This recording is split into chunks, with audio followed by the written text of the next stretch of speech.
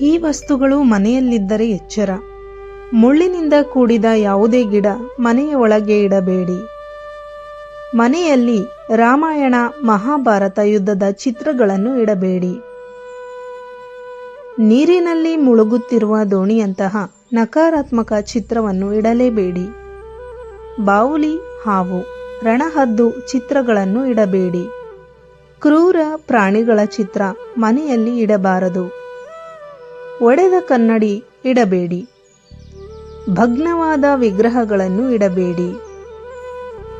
ಹರಿಯುವ ನೀರು, ನೀರಿನ ಕಾರಂಜಿ ಚಿತ್ರ ಮನೆಯಲ್ಲಿ ಇರಬಾರದು.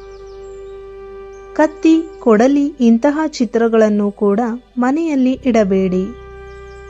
ಕೆಟ್ಟಿರುವ ಅಥವಾ ಹೊಡೆದಿರುವ ಗಡಿಯಾರವನ್ನು ಮನೆಯಲ್ಲಿ ಇಡಬಾರದು. ಹಾಳಾದ ಅಥವಾ ಕೆಟ್ಟ ಎಲೆಕ್ಟ್ರಾನಿಕ್ ವಸ್ತುಗಳು, ಸ್ಥಗಿತ ಶಕ್ತಿ ಸೂಚನೆ, ಕಿತ್ತುಹೋದ ಚಪ್ಪಲಿ ಮತ್ತು ಬಟ್ಟೆಗಳು ದರಿದ್ರತೆ ಸಂಕೇತ ಎಂದು ಹೇಳುತ್ತಾರೆ. ಒಡೆದ ದೇವರ ಮೂರ್ತಿಗಳು ಅಥವಾ ಫೋಟೋಗಳು ಪೂಜೆಗೆ ಅಯೋಗ್ಯ, ಯೋಗ್ಯವಲ್ಲದ ವಸ್ತುಗಳು. ಕಸದ ಗುಡ್ಡ ಅಥವಾ ಅಶುಚಿ ದನದ ಹರಿವು ತಡೆದುಹಾಕುತ್ತದೆ. ಒಣಗಿದ ಗಿಡಗಳು, ಜೀವಶಕ್ತಿ ಕಡಿಮೆ ಎನ್ನುವ ನಂಬಿಕೆ. ನಿಂತ ನೀರು, ಸ್ಟ್ಯಾಗ್ನೆಂಟ್ ವಾಟರ್, ನಕಾರಾತ್ಮಕ ಶಕ್ತಿ. ಅನಗತ್ಯ ಹಳೆಯ ವಸ್ತುಗಳ ಜಮಾವಣೆ, ಪ್ರಗತಿಗೆ ಅಡ್ಡಿ. ಮನೆಯಲ್ಲಿ ಯಾವುದೇ ಕಾರಣಕ್ಕೂ ನಕಾರಾತ್ಮಕ ವಸ್ತುಗಳನ್ನು ಇಡಲೇಬೇಡಿ. ಅದು ನಿಮ್ಮ ಮಾನಸಿಕ ಮತ್ತು ಅಭಿವೃದ್ಧಿಗೆ ತೊಂದರೆಯನ್ನು ಉಂಟು ಮಾಡುತ್ತದೆ.